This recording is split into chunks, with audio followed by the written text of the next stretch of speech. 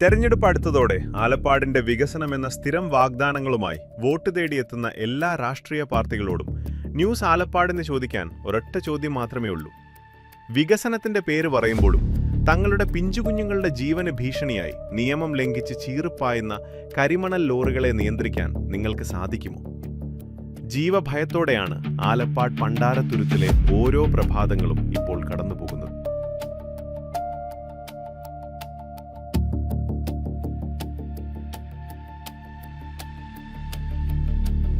രാവിലെ 8 മണി മുതൽ 10 മണി വരെയുള്ള തിരക്കേറിയ സമയത്താണ് നിയമലംഘനങ്ങളുടെ ഈ ഘോഷയാത്ര നടക്കുന്നത്.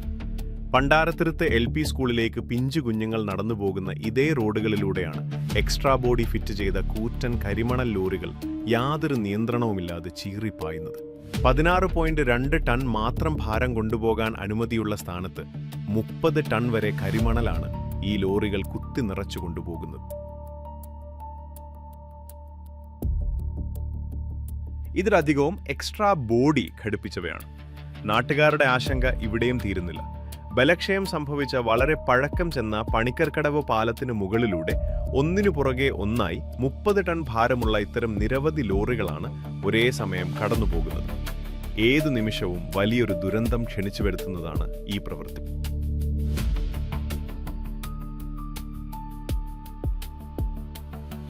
രാവിലെ 8 മണി മുതൽ 10 മണി വരെയുള്ള സമയത്ത് അമിതഭാരം കയറ്റിയ കരിമണൽ ലോറികൾ യാതൊരു നിയന്ത്രണവുമില്ലാതെ സർവീസ് നടത്തുന്നത് ആലപ്പാട്ടെ സ്കൂൾ വിദ്യാർത്ഥികളെ ഗുരുതരമായി ബാധിക്കുന്നു. ഇതിന്റെ പ്രത്യാഘാതങ്ങൾ താഴെ പറയുന്നവയാണ്.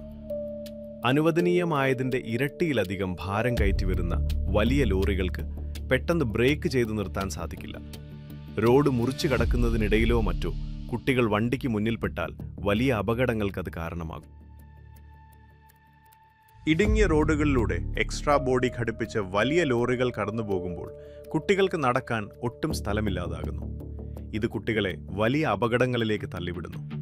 ബലക്ഷയം സംഭവിച്ച പണിക്കർക്കടവ് പാലത്തിലൂടെ ഒന്നിനു പുറകെ ഒന്നായി അമിതഭാരം കയറ്റിയ ലോറികൾ പോകുന്നത് ഏത് നിമിഷവും ഒരു ദുരന്തം ക്ഷണിച്ചു വരുത്താം.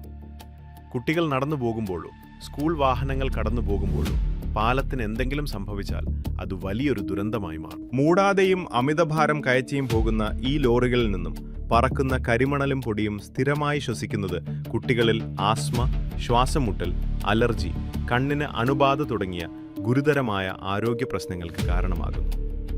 വളരെ സമാധാനത്തോടെ സ്കൂളിൽ പോകേണ്ട പ്രായത്തിൽ ചീറിപ്പായുന്ന വലിയ വാഹനങ്ങളെ ഭയന്നാണ് കുട്ടികൾ ദിവസവും യാത്ര ചെയ്യുന്നത്. ഇത് കുരുന്നുകളുടെ മനസ്സിൽ വലിയ ഭയവും ഉത്കണ്ഠയും ഉണ്ടാക്കുന്നു. വലിയ ലോറികളുടെ എഞ്ചിൻ എരമ്പലും വലിയ ശബ്ദത്തിലുള്ള ഹോണടിയും കാരണം റോഡരികിലുള്ള സ്കൂളുകളിലെ കുട്ടികൾക്ക് ക്ലാസ്സിൽ ശ്രദ്ധിക്കാൻ കഴിയുന്നില്ല. ഭയന്നും പൊടി പിടിച്ചും സ്കൂളിലെത്തുന്ന കുട്ടികൾക്ക് പഠനത്തിൽ പൂർണ്ണമായി ശ്രദ്ധ കേന്ദ്രീകരിക്കാൻ സാധിക്കില്ല. പുതിയ വാഗ്ദാനങ്ങളുമായി എത്തുന്ന മറ്റ് രാഷ്ട്രീയ പാർട്ടികളോടും വോട്ട് തേടിയെത്തുന്ന നിലവിലെ MLAയോടും ആലപ്പാട്ടുകാർക്ക് ചോദിക്കാനുള്ളത് ഈ ഒരൊറ്റ കാര്യം മാത്രമാണ്. വോട്ടും വികസനവുമെല്ലാം പിന്നീട്. അതിനു മുൻപ് ഞങ്ങളുടെ ജീവനും നാടിനും സംരക്ഷണം നൽകാൻ നിങ്ങൾക്ക് കഴിയുമോ?